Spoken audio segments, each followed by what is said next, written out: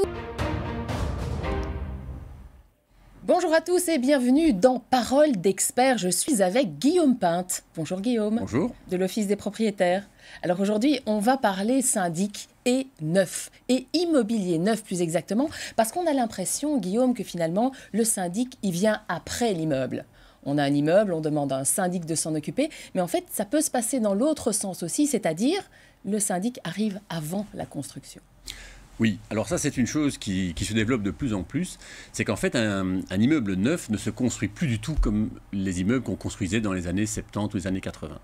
Aujourd'hui, on se retrouve, contrairement à ce qu'on faisait avant, où on avait 80% de béton et 20% de ce qu'on appelait des techniques spéciales, c'est-à-dire une chaufferie, un bloc d'ascenseur et quelques parlophonies, on se retrouve aujourd'hui avec une situation totalement inversée. C'est-à-dire que les immeubles deviennent de plus en plus techniques, on se retrouve avec des doubles flux, des cogénérations, on se retrouve avec des détections CO, des pompes de relevage. Tous ces immeubles sont techniquement extrêmement aboutis, que ce soit au niveau évidemment technique ou au niveau économie d'énergie. Bien évidemment, il faut arriver suffisamment tôt dans le processus de construction de façon à ce que le syndic soit au courant de la façon dont ce bâtiment a été construit. Il faut pouvoir le mettre en place. C'est-à-dire que ça va à la fois, généralement, lorsqu'on a le contact suffisamment tôt avec le promoteur, de pouvoir relire l'acte de base de façon à simplifier la méthode de répartition des charges. Trop souvent, on voit des notaires qui intellectualisent très fort cette possibilité d'avoir des associations partielles et des choses comme ça. Donc, il faut pouvoir simplifier au maximum la gestion de la copropriété.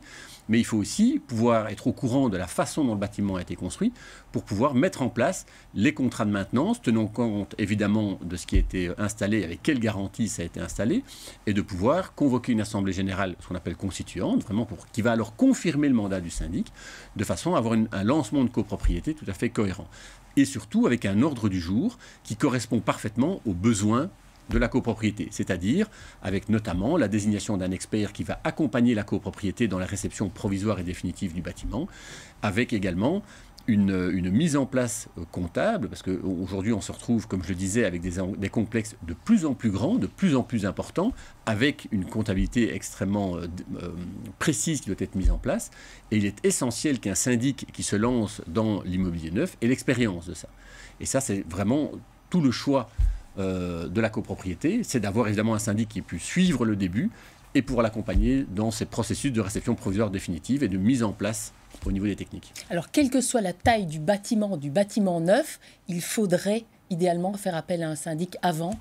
Oui, mais ça, évidemment, les copropriétaires, par définition, ne deviennent copropriétaires que quand le bâtiment a déjà été relativement défini, parfois pas encore construit, mais on sait déjà où on en est, et le promoteur a déjà plus ou moins défini ou quasiment terminé l'acte de base. Donc il faut qu'un promoteur puisse au moins désigner un syndic à l'origine du projet, de façon à accompagner le tout.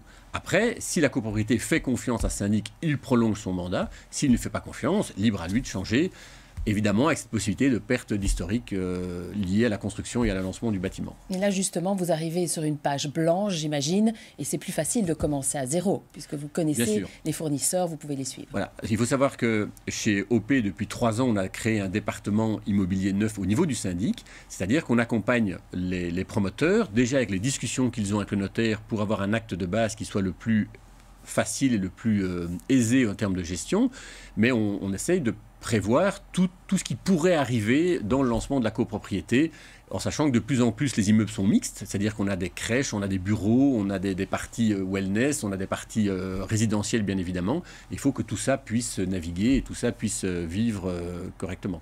Et là évidemment c'est la valeur ajoutée d'un syndic qui est suffisamment tôt dans le projet pour pouvoir accompagner tout ça. Merci Guillaume Pinte pour ces paroles d'experts et quant à nous, on se retrouve très rapidement.